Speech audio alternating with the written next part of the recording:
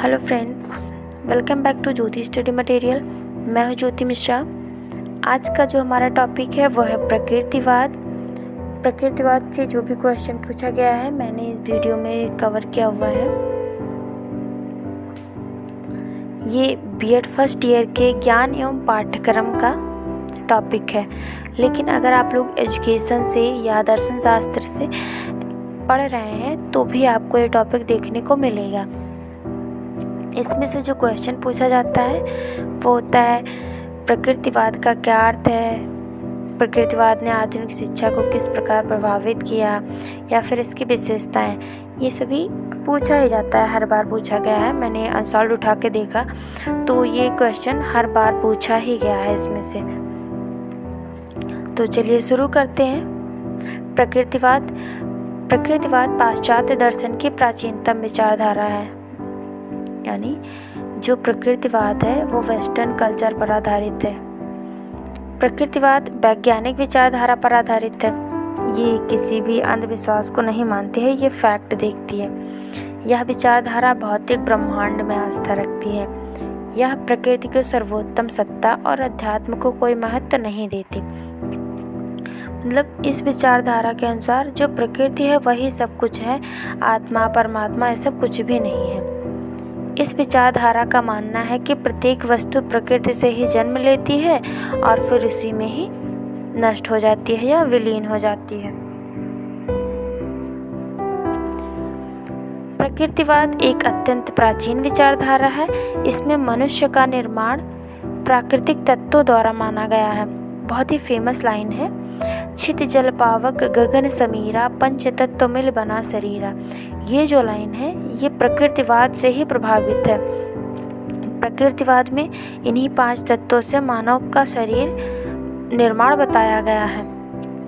आदर्शवादी विचारधारा की प्रतिक्रिया के फलस्वरूप प्रकृतिवाद का जन्म हुआ। आदर्शवाद पर मैंने वीडियो बना दिया है, अगर आप लोगों ने नहीं देखा है तो डिस्क्रिप्शन में आपको लिंक मिल जाएगा, आप लोग जा कर के उसे देख सकते हैं। जो आदर्शवाद की विचारधारा थी उसमें आत्मा परमात्मा इन सब पर ज़्यादा फोकस किया गया है, ह्यूमन नेचर पर नहीं। तो आदर्शवाद की विचारधारा के प्रतिक्रिया के फलस्वरूप ही इसका जन्म हुआ। इस विचारधारा ने आत्मा परमात्मा लोक परलोक को कल्पना बताकर भौतिक सार्थकता से परिचित कराया और रूढ़िवादिता कूपमंडूकता और अंधविश्वास से निकालकर स्वच्छ निर्मल प्रकृति की गोद में लाकर बिठा दिया। अब हम सभी लोग प्रकृतिवाद के अर्थ को समझेंगे। प्रकृतिवाद शब्द का 2 अर्थ होता है, भौतिक प्रकृति और मानव प्रकृति। भौतिक प्रकृति तो जो नेचर है वो दिखता है, लेकिन यहाँ पे मानव प्रकृति जो है वो ह्यूमन नेचर से है, यानी मानव व्यवहार से है।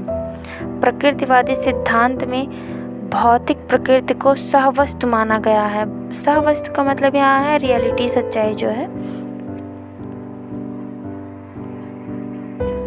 प्रकृतिवादी सिद्धांत में प्रकृति का तात्पर्य मानव प्रकृति से है, यानी ह्यूमन नेचर से है। प्रकृतिवाद विज्ञान में आस्था रखता है, क्योंकि विज्ञान की सहायता से ही हम प्रकृति के रहस्यों का पता लगा सकते हैं। प्रकृति समस्त विश्व की रचनाकार व पालनहार है। प्रकृति ही नियम है और वही नियंता है। प्रकृति ही साधन है और वही साध्य है। प्रकृति ही आदि है और प्रकृति ही अंत है।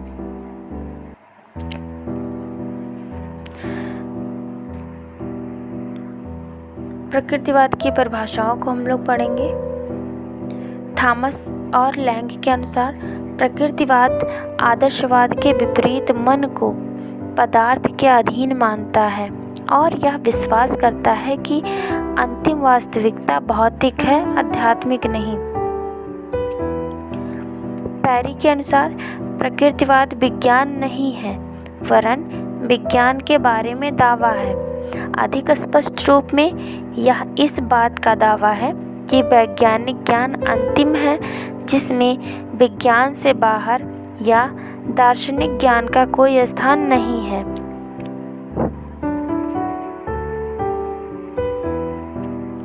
जेम्स वार्ड के अनुसार प्रकृति वह सिद्धांत है जो प्रकृति को ईश्वर से पृथक करता है, आत्मा को पदार्थ के अधीन करता है और अपरिवर्तनीय नियमों को सर्वोच्चता प्रदान करता है।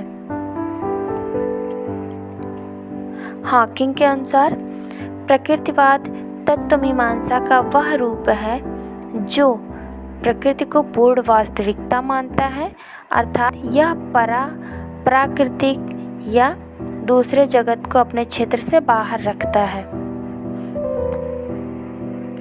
ब्राइस के अनुसार प्रकृतिवाद एक प्रणाली है और जो कुछ आध्यात्मिक है उसका बहिष्कार ही उसकी प्रमुख विशेषता है।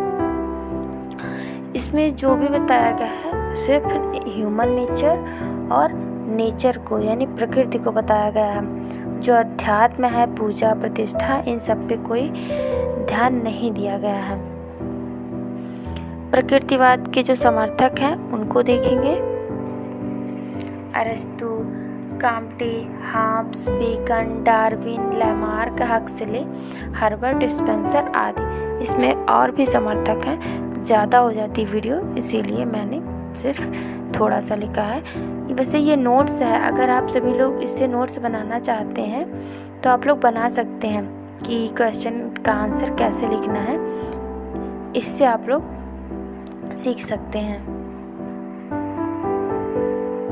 प्रकृतिवादी शिक्षा की विशेषताओं के बारे में पढ़ेंगे अब। इसकी शिक्षा की विशेषताएं क्या है? सबसे पहला तो है बाल केंद्रित शिक्षा।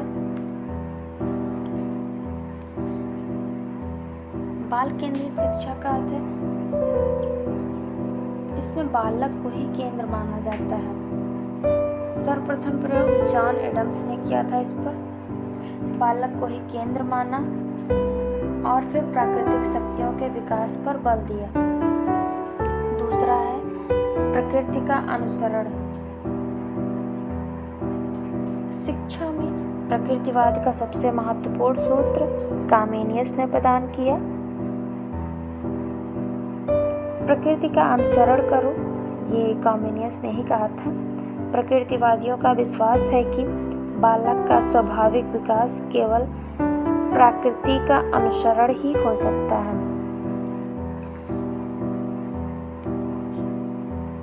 ये यहाँ पे प्रतिज्ञा का ज्ञान हो गया है। तीसरे में यहाँ पर था पुस्तकीय ज्ञान का विरोध, तो आप लोग सही कर लेना, यहाँ पर पुस्तकीय करना है। पुस्तकीय ज्ञान का विरोध का अर्थ है ये किताबों पर ज़्यादा फोकस नहीं देते हैं। इनका मानना है कि जो बालक नेचर से सीखता है वही उसका ज्ञान है। निषेधात्मक शिक्षा।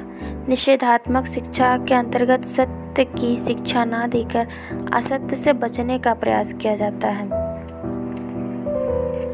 इंद्रिय प्रशिक्षण में शिक्षा को इंद्रियों का उचित प्रयोग करके ज्ञान के द्वार खोलने चाहिए, ये बताया गया है। जैसे अभी छोटा सा बालक है तो उसकी अंगुली भी रखवाया जाता है, जैसे जब पढ़वाया जाता है तो अंगुली भी रखवाया जाता है, आंखों से देखता है, मुंह से तेज़ तेज़ बोलता है। तो जो ज्ञानेंद्रियां होती हैं उनका अधिक से अधिक प्रयोग होता है जिससे बालक सीख सके। मनोवैज्ञानिक सिद्धांतों पर आधारित शिक्षा, इसमें जो है मनोविज्ञान को भी स्थान मिला है।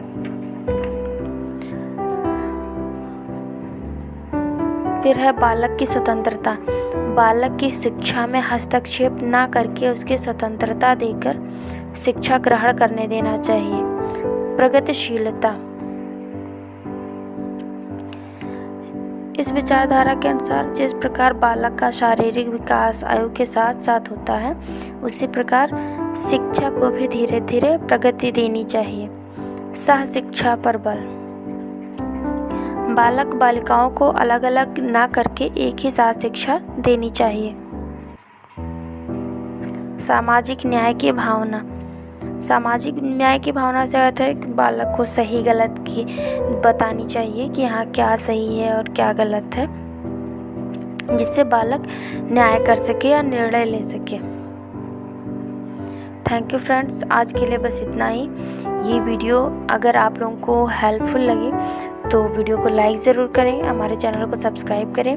इससे रिलेटेड क्वेश्चन का आंसर मैं आपको नेक्स्ट वीडियो में दूंगी। जो भी शॉर्ट पूछा गया है और वेरी शॉर्ट पूछा गया है, ऑब्जेक्टिव, सब कुछ आपको इसके बाद नेक्स्ट वीडियो में मिलेगा।